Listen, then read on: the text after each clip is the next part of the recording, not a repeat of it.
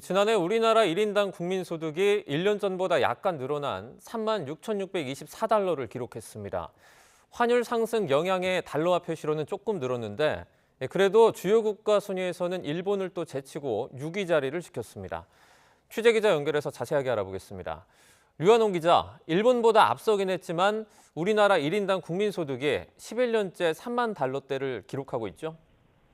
네, 지난 2014년 처음 이 3만 달러를 넘은 후 11년째 3만 달러대에 머물고 있습니다. 한국은행 발표에 따르면 지난해 우리나라 1인당 국민소득이 3만 6,624달러로 집계됐습니다. 원화로는 4,995만 원입니다.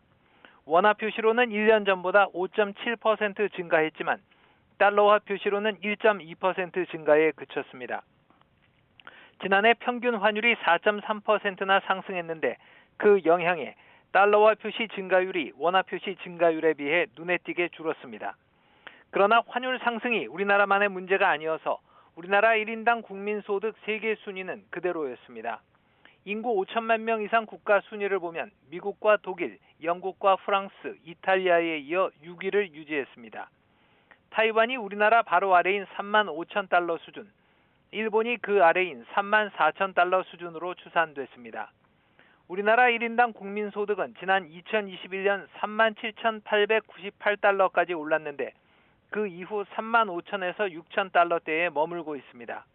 IMF는 지난해 우리나라의 1인당 국민소득이 4만 달러에 진입할 시기를 2027년으로 전망을 했었습니다. 2년 후가 됩니다. 한국은행은 환율 변동폭이 커지고 있어서 4만 달러 진입 시기가 더 늦어질 수 있을 것으로 전망했습니다. 지난해 우리나라 경제 성장률 잠정치도 나왔는데 지난 1월에 발표된 속보치와 동일한 2.0%로 집계됐습니다. 비상계엄이 있었던 지난해 12월 자료가 추가되면서 속보치를 밑돌 수도 있으리란 예상이 있었지만 2.0% 성장률은 고수했습니다. 지금까지 YTN 유환홍입니다.